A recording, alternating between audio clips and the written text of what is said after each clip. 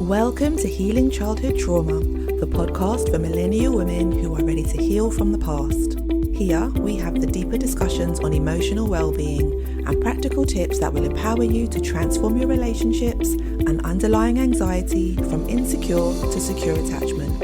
I'm Lizandra, your host and psychotherapist. I'm a little bit obsessed with human development, deep conversations, and finding the lesson even in the most challenging of circumstances. I'm very happy to have you with me on this journey of self-discovery where we unpack the past and heal in the present. One of the key parts of self-awareness is also being able to recognize when you are being the one that has very toxic behavior and when it is you who is being toxic. We might like to think of ourselves as being a kind person, but kind people fuck up and make mistakes with communication too. And so that's why I wanted to talk about 4 communication patterns that happen in relationships that are actually quite toxic. And it's not just in romantic relationships, I'm talking about relationships as a whole, okay? Now, when we are becoming self-aware, we have certain patterns that we're not proud of that can induce feelings of shame. So I just want to kind of name that because I don't want whatever I talk about to kind of send you in any kind of shame spiral, right? Because none of us are perfect. We are all imperfectly trying to get through this thing called life. Part of that self-awareness and part of the process of therapy is also being able to have self-compassion for those parts about ourselves that are not very pleasant, that we might not like about ourselves, that we might have some embarrassment or some shame about, that we wouldn't want people to necessarily hold a mirror up to.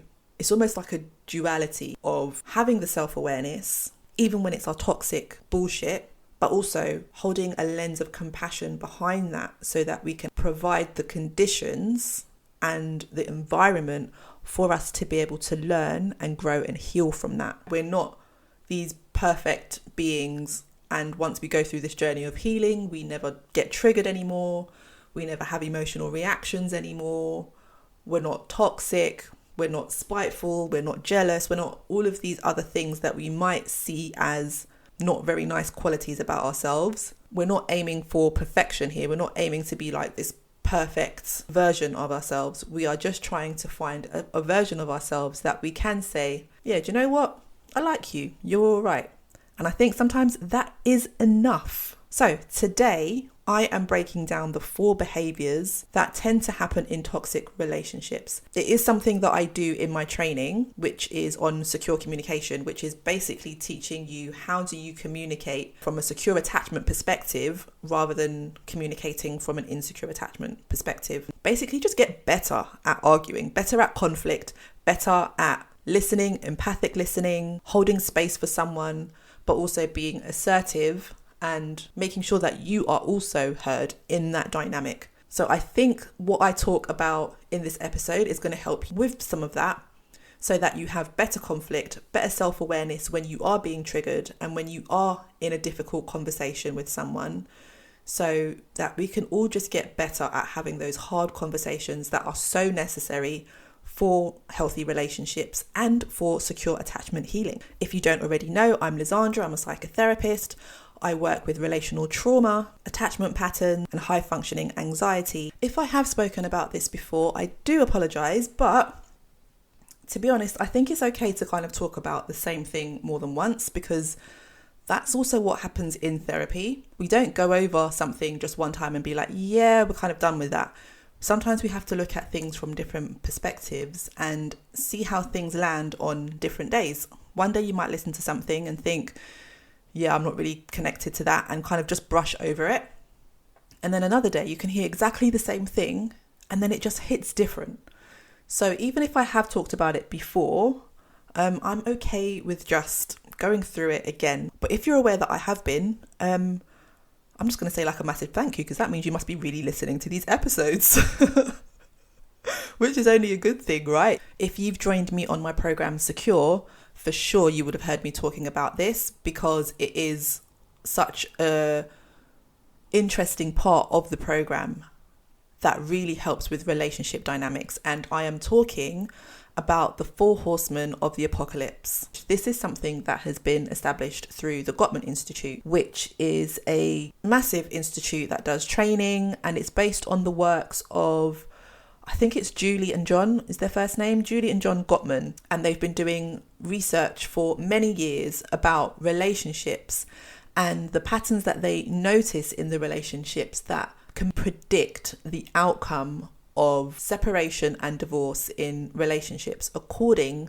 to how present these behaviours are in the relationship. I will go through what the 4 behaviours are, and it's defensiveness, stonewalling, criticism, and contempt. And I'm also going to talk a little bit about what that can look like in relationships and what that can look like in conflict when it's happening. And I'm just going to normalize these behaviors because I can guarantee you would have done at least one of these at some point during conflict or in your relationship. In fact, I'll bet money on it. I'm not a betting person, but I would bet money that you've done one of these things before. Probably all of them, to be fair. Stonewalling is giving the silent treatment. Now, it doesn't matter why you're giving the silent treatment. You might be giving the silent treatment intentionally because it's a form of punishment and you're wanting to withdraw from having any kind of communication. It's like a weapon that people use. It's a weapon of control, and it's usually out of a place of you're not great at communicating how you feel. You're not great at articulating how you feel in the moment. Sometimes it's intentional and sometimes it's not intentional. Sometimes you're not aware that you're using it as a form of punishment. You're using it as a form of self-protection because, again, it's still rooted in not being able to communicate and address conflict when it's happening and withdrawing and isolating. It sends a message in your relationship that when you start giving your partner, or whether it's your child or a parent, you start giving them the silent treatment, it shows a certain level of disinterest, that you are not willing to be a participant in communication. If you are in a dynamic and you have an anxious attachment style, that is going to trigger all kinds of feelings of rejection, abandonment, inner child wounds, and it's going to feel like it's the worst thing that can possibly happen. You're going to have such a deep sense of abandonment. And people think that the silent treatment is just like, I'm just not going to speak to him, or I'm just not going to speak to her for a day, a week, a month. But it's a pattern of behavior that probably somebody with an anxious attachment has either experienced some version of before, and it is very much tapping into all of their insecurities, because a big part of anxious attachments insecurities is around being abandoned and around not feeling good enough and needing that reassurance, needing to have that connection with someone.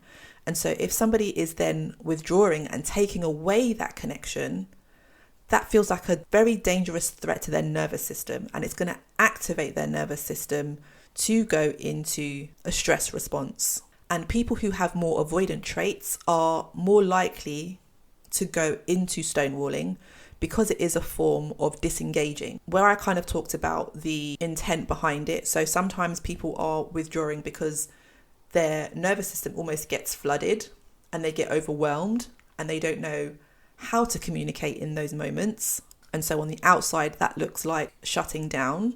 And that is based in also the avoidance history of abandonment in themselves. And because they've also got a history of abandonment, the way that they present and the way that they show up in conflict isn't to move towards their partner or to move towards the conflict and try to resolve it. Their way of trying to process and feel better is actually to withdraw. And so that's why their natural instinct is to go into stonewalling behaviours. But where it becomes more insidious is when they are intentionally, and they're very aware that they're stonewalling, and they are doing it as a form of punishment towards the other person. That's when the intent becomes a little bit different, because it's not about your nervous system being flooded. That's you making an active choice to punish the other person. And it's very, very toxic, and it's not great for relationships, because all that does is inform distance in your relationship, and it removes connection. And then I'm going to talk about criticism. Now, criticism comes up in a lot of different relationships, and criticism is something that comes up a lot, especially in like a parent-child dynamic, and maybe with a toxic parent or a parent who has narcissistic traits. They can be very critical towards their children. They have very high and unrealistic expectations. In order to exert their authority and exert their power, they say things that can chip away at their sense of self. And that's essentially what criticism is, right? It's an attack on your personality. It's an attack on you as a person. It's an attack on the things that you do, the things that you say.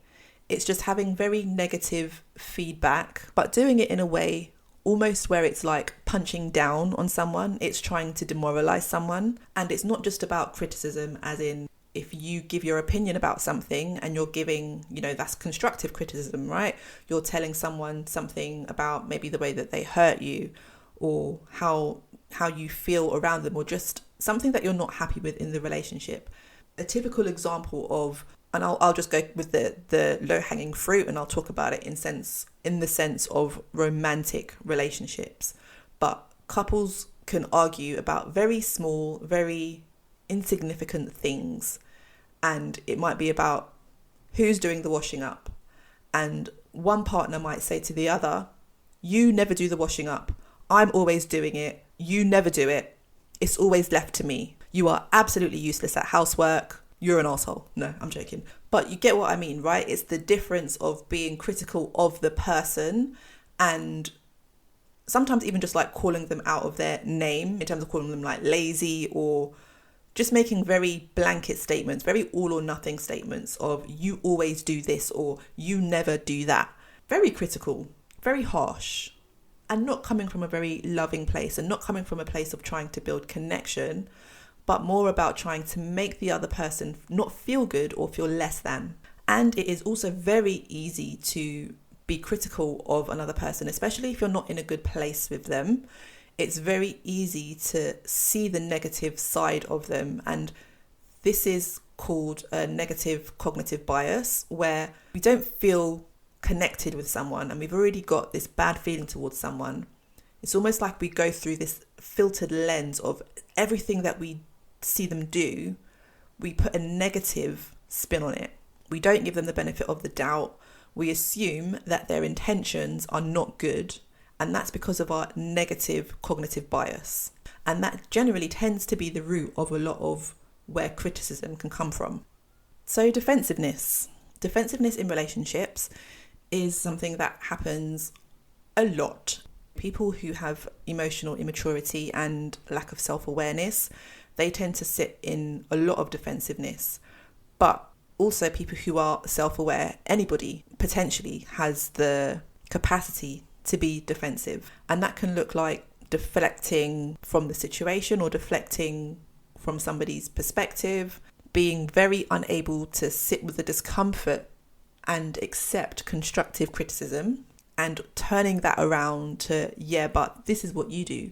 Yeah, but when you said this, I only did that because this is what you did.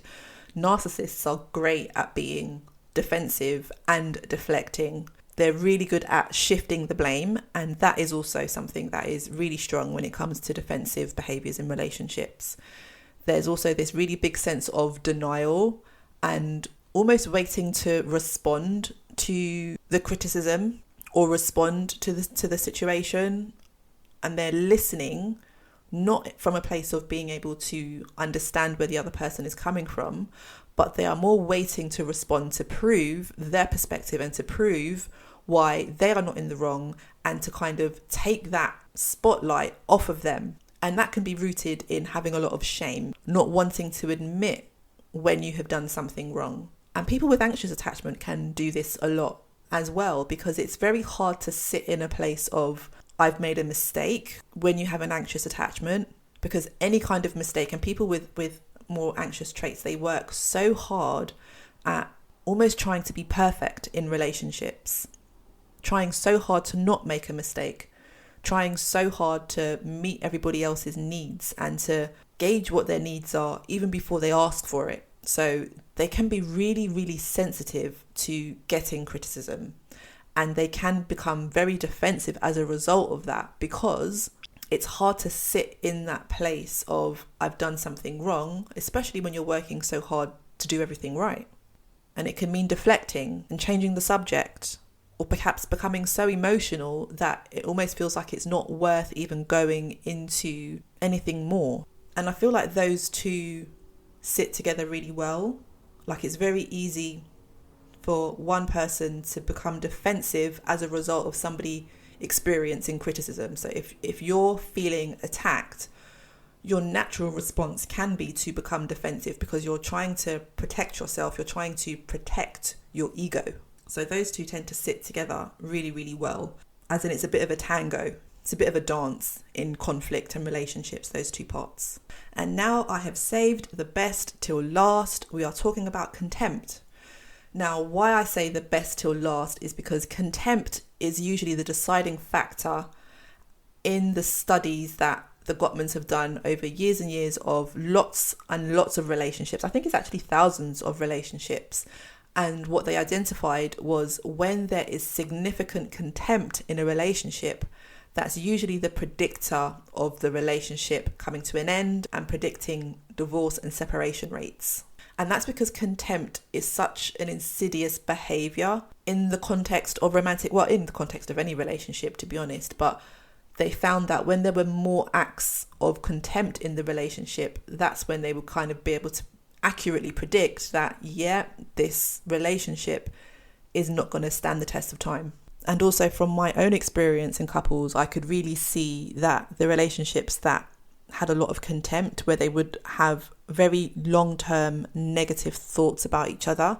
So that's when the negative cognitive bias that I mentioned earlier, that tends to be very, very strong in those relationships where there is a lot of contempt. It's very hard for them to see their partner in any kind of positive light. They always assume the very worst about them.